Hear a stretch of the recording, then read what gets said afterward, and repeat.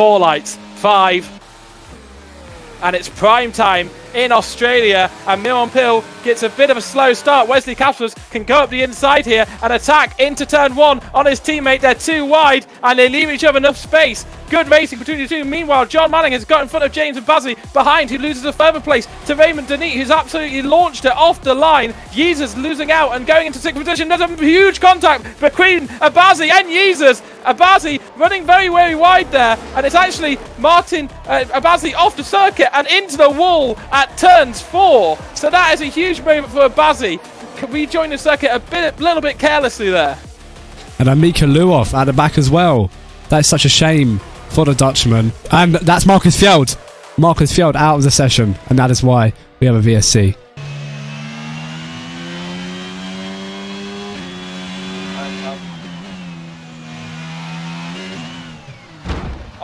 Are you okay? That was a big one. I'm not sure. We've got a yellow flag, and Jesus is out of the session. The AlphaTauri flying onto the track there, and he's lost the car on that curbing out of that turn, and that's both AlphaTauris out of the session.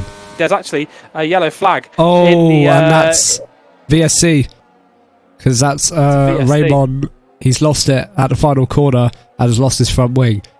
Yeah, that's just a shame. Oh, Jakob Henningsen lagging back a little bit there. Quick reactions from the Aston Martin allow him to nab up into P14. Meanwhile, Wesley Caspers is quite close to his teammate now at the end of lap 6 here, just not getting the best of exits and dropping back a little bit there, but he was within a 10th and looked almost ready to pounce. Yeah, that was the closest he'd been for an overtake since the start of the Grand Prix. It's a good exit. Now he will attack down into turn Team 1. orders. He gets a much better exit. I think Miron Pill is actually letting his teammate go through, and maybe team orders there from the Ferrari team. Fernando is faster than you. Anyways, John Manning very close to the back of Miron Pill. Is he going to send it down the inside? Maybe he should have, as he got very close to that Ferrari. Probably could have got on a move, but he gets a slap of dirty air, losing the rear, manages to keep it on the black stuff, and keeps P3. Yeah, real clear demonstration of what dirty air can do to a Formula 1 car. Lucas spun at the back. So Lucas spun. Yeah, Final corner. I don't think he's had any damage, so I don't think that would be any kind of safety car. Wesley Caspers to overtake. Oh, Lucas crashed. And that's a safety car. Crashed. Was of course in 4th position, but he does come into the pits. Yeah, he's boxing as expected, anyways. the Red Bull driver. So he's going to come around the final corner. He's a very, very late restart here. Yeah, and he's keeping it nice and slow. And there we go. We are away once again. Then Marcel Hull jumping Matt Guest just before the control line. He's going to have to give that position back. But it looks pretty okay so far. Some people trying to go down the inside as Aldrich has to cut the track and gives way to Kiziel. Kiziel equally getting quite slidey. There's an Aston Martin at the back that's almost rammed into another car. And John Manning and Miron Pill are actually colliding together. James Abazi has crashed, along with his teammate who is toppling down the order. Oh my god, I f***ed up. God, guys. Oh my god, leave space, mate. Of course. Oh, for Oh. Yep, someone. Yeah, GG's. I lost like 5 positions. why the Oh my lord, no, just be cautious on the restart, bro. Did I punt someone? I think I might have punted someone. Someone went off. Oh my god, Martin's run. That was another chaotic restart as Marcel Hull looking to try and make a move on Kiziel. Not quite able to pull off. Will he get a better exit here though? He's kind of held up by the Alfa Romeo. He'll use his ERS to go side by side with the Alfa as they head down into the sharp right-hander. Kiziel not being left too much room. He's squeezed out and the Red Bull gets the fair overtake done. And yeah, big instance. James T gains a place on Mika and Jakob Henningsen. Jakob Henningsen actually losing 2 places there, and the Mercedes both up into 10th and 11th positions, running on that medium tyre. So much chaos. And Vandenberg going round the outside of Matt Guest. Matt Guest may have to concede the position here to avoid collision. He's going to hang it round the outside. He's not giving up.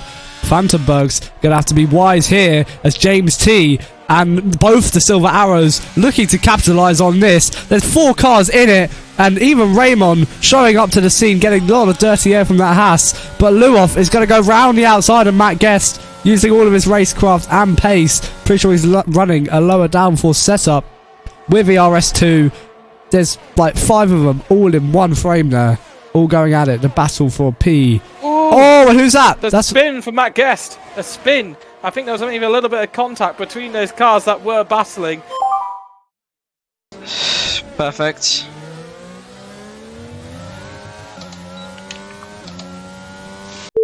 I'm last. And Matt Guest and Mount Fontenberg.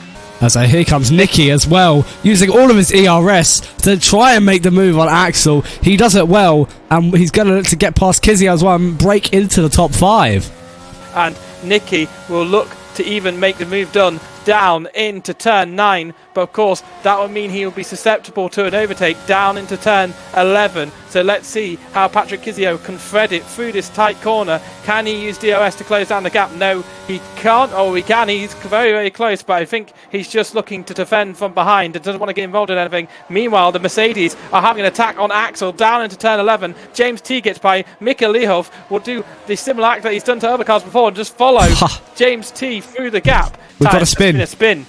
It's Raymond Denit again spinning in the first sector, at the end of the first sector there, and he does resume, but I don't know if he's picked up a little bit of damage. It doesn't look like he's got any damage on the off-ball, so Raymond Denit lives to fight another day. ERS trying to close down on the Ferrari driver who's just left the pits. Of course, he's on warmed-up medium tyres, and he'll have DRS, and he'll close and close and close. Will he go for a move down into turn 11? He looks to the inside. He does brake later. He gets up the inside and squeezes Wesley Caspers out onto the dirty curbs, and that is up to top into 10th position. But remember that these two just pitted from first and third in the Grand Prix. Milan Pill still hasn't pitted either, so I think he's also hoping for a safety car in this race, and it's turned around a little bit for the Ferrari drivers. Of course, John Manning getting past Wesley Caspers, that's given him 8th position in the race.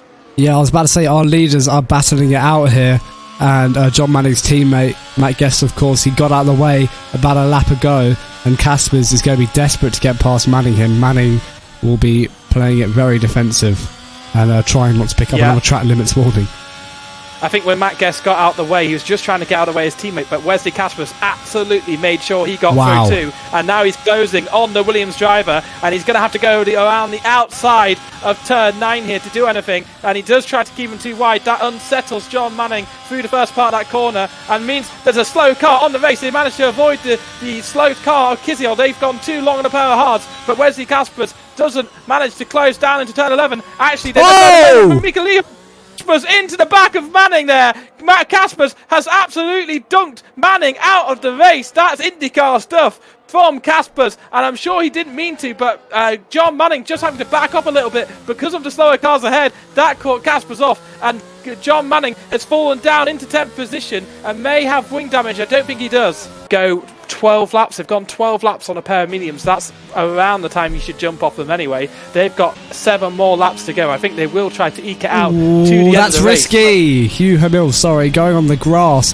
trying to go round the outside of Matt Guest, not wanting to give up that position, and he ends up losing it anyways, but gains some nice grass on his tyres. Meanwhile, Alderink. Mika wants to become involved. Right. Mika wants to be involved. He's Mika rocking up. Right behind. And he's going to close down on Hugh Hamil, but he won't be able to go for an overtake here into turns 9. But he will line something up out of turn 10. Very nice and controlled through that corner. There's a yellow flag out there. It's actually Nicky who's crashed out from 3rd position. That gives Wesley Caspers 3rd. And it's actually Hugh Hamil who goes up the upside of Matt Guest. Will Mika Lihov just try to edge his way through? He's trying to get involved with a battle, and you can't go 3 wide through there. He knows that, so he keeps it 2 wide. And he'll try to go up the inside of Hugh Hamil on the penultimate corner at turn 13 here, but that'll be the outside of turn 14, and it'll be so difficult under traction here. Both cars managed to keep it going straight, and Matt Guest is through. Mika is through here. Milan Pill first in the championship with 50 points, and Caspers doesn't fight this one. He knows it's with his teammate, so decides that he's got to let the faster car go through, and he'll hope that those softs run out of pace towards the end of the race, and then Wesley Caspers can capitalise towards the end of it, and he'll maybe use the pace of Milan Pill to close down the lead of the race. They're only 7 seconds behind the lead of the race. He is doing everything to keep a show on here, so he's absolutely commendable. Said before the race he does not enjoy it here, but he is running up in the podium and keeping the title leader behind, actually, leading the standings at the moment, and he's still behind, but it will be the inside here that Miron Pill will take. No, James T covers it, and now Miron Pill will try to go around the outside at turns 4, and he'll keep it and make it the inside of turn 4, sorry, in turn 5. That was turn 3, of course, and that pushes James T off the track. Wesley Caspers tries to go around the outside at turn 6, and that is so difficult to do that, and he actually loses a bit of time because of it. But now Miron Pill is unlocked to go and chase after the race lead. It's really important to remember the penalties that these drivers are on. All of the top 3 currently on 3 seconds worth of penalties. Remember, Wesley Caspers has no penalties, so I said at the start of the race it could all come down to penalties, and Wesley Caspers is just looking to keep himself alive. Wow. And he's going too wide through 9 and 10, and he cuts over the chicane out of turn 10, and that's a really daring overtake here, and Wesley Caspers is still in the hunt to win this Grand Prix. Maybe struggling with grip, and that's going to allow Axel to run side by side, force him to the outside though, so he's going to lose a little bit of speed. But here comes Martin forcing his way through, and he picks off 2 in 1. Can Wesley Caspers do enough to get his second win of the years? It's 3.2 seconds is the gap. Honestly, coming around the final 2 corners, 3.1 seconds is the gap. They're coming around the corner, it's 3.1, it's 3.05, it goes back up to 3.1. It looks like Marcel done enough to win the Grand Prix. Wesley will come in second and Miron will come in third. That was absolutely scintillating stuff